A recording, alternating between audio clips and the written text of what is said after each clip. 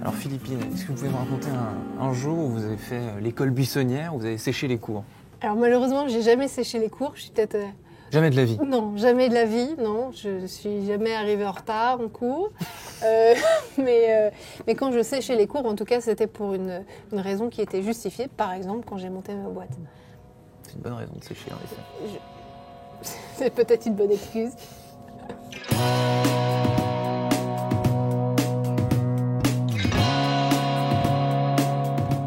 Bonjour à tous et bienvenue dans le Talk Décideur où j'accueille chaque jour une personnalité du monde éco. Alors aujourd'hui, mon invitée est très jeune, elle a 19 ans. Elle a monté son entreprise, sa start-up alors qu'elle n'en avait que 16. Elle était en classe de seconde. Et donc son projet, grosso modo, c'est un carnet numérique destiné aux enseignants qui remplace la bête feuille de papier pour faire l'appel. Bonjour Philippine. Bonjour. Alors Philippine, racontez-moi la genèse justement de ce projet entrepreneurial que vous avez eu à 16 ans. C'est dû à un fait divers que vous avez lu, je crois. Exactement. En fait, quand j'arrive en seconde, j'apprends que j'ai des cours d'économie dans lesquels il faut que je monte une mini-entreprise. J'ai pas eu d'idée jusqu'à un soir où je rentre chez moi, j'allume la télévision et je tombe sur l'histoire de Charles, qui est donc un fait divers. Charles, comme tous les jours, il a 9 ans, il se rend à l'école en bus. Sauf que ce jour-là, il n'arrive pas à l'école. Pourquoi ? Parce qu'il s'endort dans son véhicule. Le conducteur du bus ne se rend pas compte qu'il y a encore un enfant. Et les professeurs de Charles n'ont pas fait l'appel en classe et ne se sont pas rendus compte, si vous voulez, de l'absence de l'enfant. Donc Charles est perdu pendant une journée. Charles est perdu pendant une journée, il a des problèmes cardiaques, il a l'âge de ma sœur à l'époque, donc forcément il y a une espèce de transfert. Et moi je suis là à chercher une idée de mini-entreprise fictive pour mes projets d'économie. Et vous l'avez rendu réel. Et je l'ai rendu réel. Je me suis dit, la journaliste parlait dans son reportage du problème qui est le cahier d'appel, qui n'est pas efficace, ergonomique ni numérique. Et donc les professeurs ne font plus l'appel et on en arrive à l'histoire de Charles. Et donc je me dis, l'idée qui serait très simple, ce serait de créer un cahier d'appel numérique sur le smartphone de l'enseignant. Qui n'existait pas à l'époque. Qui n'existait pas à l'époque. D'accord. Alors j'ai parcouru votre compte Instagram, j'ai vu beaucoup de choses, donc des animations de conférences, des participations à des tas d'événements, un selfie avec Emmanuel Macron et une de presse du journal des Yvelines, je crois, où le titre c'est en gros Emmanuel Macron a souhaité me rencontrer. Et en légende, vous dites des formations, c'est pas exactement ce que j'ai dit, mais comme si vous excusiez presque en fait, comme si vous étiez un petit peu humble de votre jeune âge et de votre... Sans doute, mais c'est surtout parce que là, dans ce cadre-là, ça n'était pas du tout ma citation et Emmanuel Macron n'a jamais voulu me rencontrer. On a échangé plusieurs fois. Mais oui, je pense que en fait, quand j'ai commencé, la médiatisation a été énorme parce que j'étais une jeune fille, que j'avais 15 ans, que j'étais en filière littéraire et que je montais ma boîte. Et tout ça, c'est un peu des stéréotypes quand même. Ça a facilité évidemment la médiatisation, mais est-ce que ça a facilité la concrétisation de votre projet ? Est-ce que votre jeune âge, ça a été...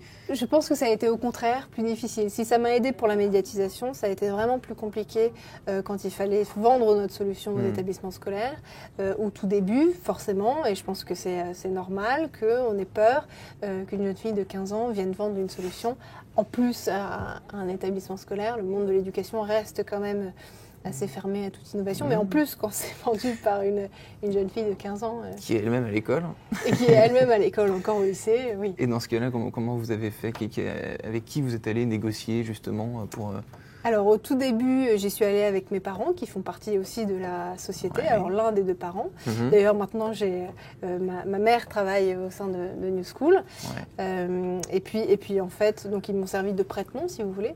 Et au fil du temps et au fil de la médiatisation, maintenant j'y vais seule. Maintenant, on vous fait un peu plus confiance. Oui. Vous avez 19 ans. Oui, c'est ça. Pas beaucoup plus âgée, mais en tout cas, ça m'a beaucoup aidée, oui. Ah, d'accord. Alors aujourd'hui, il y a plus de 5000 enseignants qui utilisent votre appli et vous avez même, je crois, travaillé avec Apple pour bosser sur le design. Comment est-ce que vous avez pris contact ? Est-ce que c'est vous qui avez pris contact avec Apple ? Est-ce que c'est eux qui sont venus vous... Ce sont eux qui sont venus vers nous. En mai 2015, à la fin de mon année de seconde, je gagne un concours qui s'appelle les DigiSchool Hype Awards, un concours de jeunes entrepreneurs de moins de 15 ans. La finale avait lieu dans un théâtre parisien. 2 mois plus tard, je reçois un mail de la direction d'Apple Europe qui me dit « Philippine, on a entendu parler de votre projet, on sait que vous avez gagné un prix. Est-ce que vous pouvez être là la semaine prochaine à Londres pour nous présenter le projet ?» Donc je prends mon Eurostar, je vais le présenter et c'est comme ça que ça a commencé. Alors j'ai vu aussi que vous, dans le cadre du développement de votre entreprise, vous avez mis au point un petit porte-clés, porte-clés Bluetooth qui permet aux professeurs de savoir qu'un élève est bien dans la salle. Exactement. On est d'accord, cette petite puce, c'est uniquement à l'école. Hein, c'est uniquement à l'école, il n'y a pas de géolocalisation, non, il n'y a aucun souci. Aujourd'hui, effectivement, les élèves l'utilisent pour faire l'appel en classe. Demain, dans les prochains mois, le porte-clés va permettre de payer en cantine et en cafétéria, de remplacer la carte de cantine, par exemple. D'accord.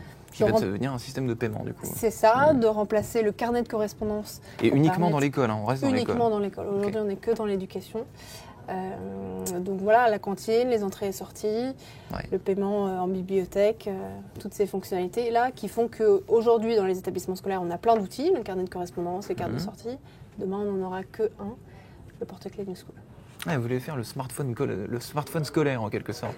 Je ne sais pas si on a cette ambition-là, mais en tout cas, l'idée, c'est vraiment de simplifier la vie des chefs d'établissement, des enseignants et des élèves. Oui.